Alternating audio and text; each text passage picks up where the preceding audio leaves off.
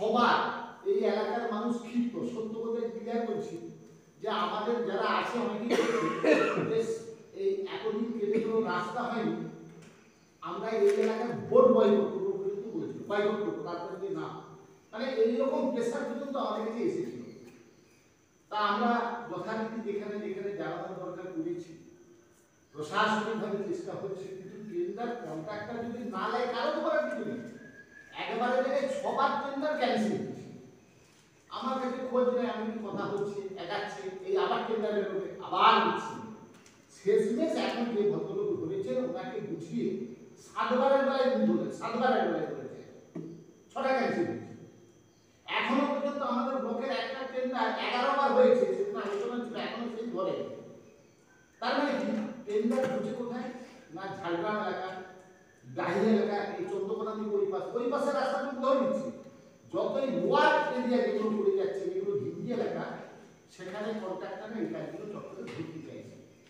তাই যাই হোক, যে আমাদের পিচকে রেখে কিন্তু উদ্বোধন করেছিলাম, যে রাস্তাটা পিচ হবে সকলেরই ভালো, উদ্বোধন করেছিলাম। পরবর্তী পর্যায়ে যে এই রাস্তার গতি প্রকৃতি পরিস্থিতি চিন্তা করে উত্তরবঙ্গ যেটা করলেন, এই বর্ষাতে 8 মাসে 7 মাসে ওই বর্ষার সময় 2-3বার অফিসাররা এসেছে অলরেডি। তখন ওই সাইডে এত কাদা জল, আবার প্রথমত মাটি তোলার পরেও কিন্তু এসেছে, ওই মাঠ দিয়ে গাড়ি চালিয়েছে তারা, ওই মাঠ দিয়ে প্রাইভেট কাজে পর্যন্ত নিয়ে গেছে। আমাদের এখানে যারা আছে দেখিয়েছে, আমরা সেপাস দেখিয়েছি, ঠিক আছে। দেখার পর তাহলে এটা যে স্টেট পর্যায়ে রাস্তা, স্টেট পর্যায়ে WBSR দিয়ে এর পরিকল্পনা, স্টেট পর্যায়ে রাস্তা। তাই এই এসআর দিয়ে যে এক্সিকিউটিভ ইঞ্জিনিয়ার আমাদের মিদনাপুর জোনে, সে কিন্তু প্রেয়ার করেছে এর সুপারিনটেন্ডেন্টকে আছে যে এই পরিস্থিতির উপর চিন্তা ভাবনা করে এই রাস্তাটা কংক্রিট ঢালাই হোক, পিচ করা যাবে না, কংক্রিট ঢালাই হোক। অলরেডি কিন্তু উনি প্রেয়ার করেছে, আমরা বলিনি যে পিচটিকে আপনি ঢালাই করে দিন, আমরা কিন্তু কেউ বলতে চাইনি। আপনারা যদি দেখতে চান, এখানে একবারে করেছে এক্সিকিউটিভ ইঞ্জিনিয়ার, উনি থ্রু করছেন টুডি সুপারিনটেন্ডেন্ট ইঞ্জিনিয়ার WBSR দিয়ে মিদনাপুর সার্কেল, এখানে করেছে। সেই পরিপ্রেক্ষিতে আজকে পিচটিকে আমাদের ঢালাই, কিন্তু এখন বিভিন্ন কথাবার্তা আমাদের কানে আসছে, কোথাও কিন্তু সই সংগ্রহ হচ্ছে, এ পর্যন্ত কবে।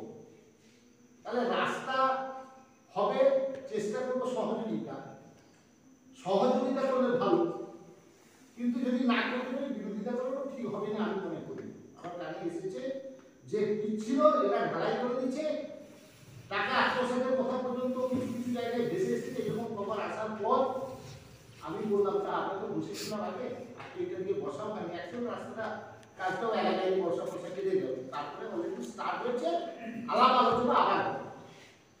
তাহলে তখন এই পরিকল্পনায় যে টাকা ধরা ছিল, তখন ছিল 12 ফুট, এখন বলছে 10 ফুট।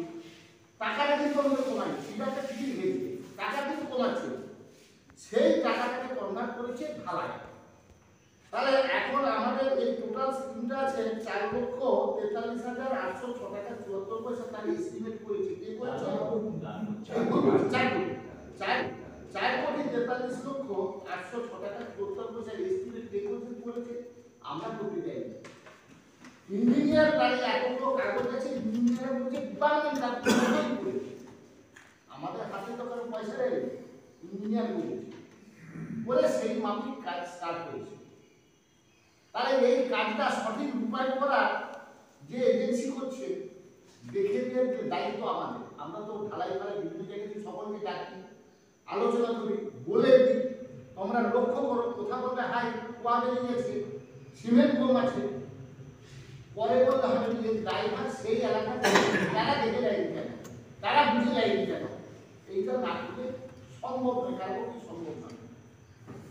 আবার এই টাকাটা কিন্তু দেখুন, এই শিডিউল যা করেছে, এই শিডিউলে বলছে রাস্তা শেষে বলছে যে রাস্তার জন্য খরচ কত হবে, মেটেরিয়াল 2,75,38,197 টাকা 21 পয়সা রোড ওয়ার্ক। তারপরে আছে এই যে সব ক্যালভার্ট ড্রেন ট্রেন যেগুলো হচ্ছে এর জন্য ধরা হয়েছে 1,75,354 টাকা। ওই ক্যালভার্ট ড্রেন ট্রেনের এই পারপাসে ধরে একটা বসে দিয়েছি যেটা হিসাব। আর কি না এই প্রোটেকশন অর্থাৎ যেগুলো আমাদের পাইলিংয়ের কাজ চলছে, পাইলিংয়ের কাজের জন্য ধরেছে 65,74,000 6,57,000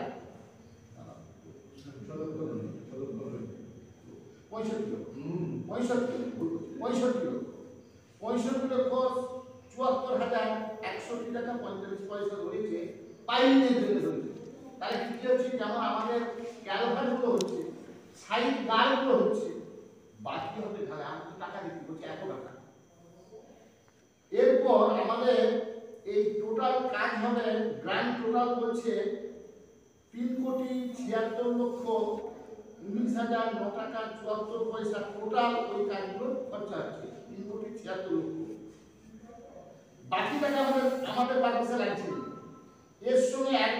এর সঙ্গে অ্যাড করেছে 18% জিএসটি। জিএসটি আমাদেরকে দিতে হচ্ছে 67,71,422 টাকা জিএসটি চার্জ।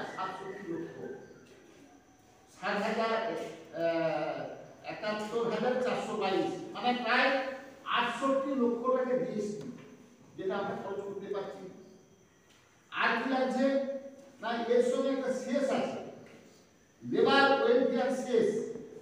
এতে আমাদের চলে যাচ্ছে 4,43,904 টাকা। তার মানে প্রায় দেখা যাচ্ছে এই 873,72 প্রায় 1.25 কোটি টাকা এই টাকা থেকে বাদ।